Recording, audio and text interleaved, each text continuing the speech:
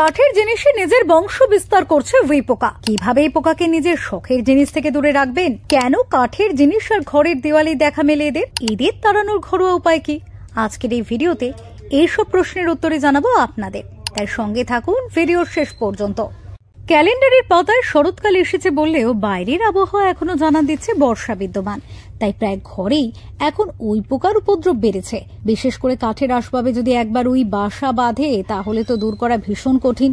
সেই সাথে আসবাবের ভিতরে লুকিয়ে থাকা উই পোকা দূর করতে না পারলে বহু দামি জিনিসপত্র অনায়াসে নষ্ট হয়ে যেতে পারে। তবে আজ এই পোকার হাত থেকে মুক্তি পাওয়ার কিছু টিপস দেব আপনাদের। যদি কোনো আসবাবে উই পোকা বাসা বেঁধে ফেলে তবে চোখে পড়লে সেটি দ্রুত রোদে রাখা ভালো, কারণ সূর্যের তাপে উই পোকাকে বের করে দেয় এবং আসবাবের আর্দ্রতা কমিয়ে আনে।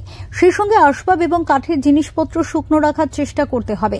বিশেষ করে ঘরের কোণে যেন কোনোভাবে জল না জমে সেদিকেও খেয়াল রাখতে হবে। তাছাড়া মাঝে মাঝে কাঠের আসবাবে সুরক্ষামূলক পালিশ বা তেল ব্যবহার করা যেতে পারে। এছাড়া বাড়ির পরিচ্ছন্নতা বজায় রাখলে উই পোকার উপদ্রব অনেক কমে। কিন্তু এত চেষ্টার পরেও যদি উই পোকা নিজের বাড়িতে সাম্রাজ্য বিস্তার করে তবে নিম তেল কাজে লাগাতে পারেন, কারণ নিম তেলে এমন কিছু উপাদান থাকে যা উই পোকার জন্য বিষাক্ত।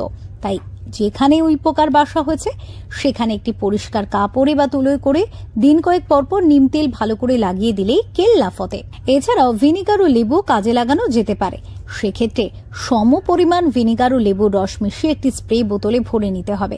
এরপর উই পোকা যে জায়গায় বাসা বেঁধেছে সেখানে স্প্রেটি ব্যবহার করলেই উই পোকা দূর হবে এবং বাড়ির আসবাবও সুরক্ষিত থাকবে।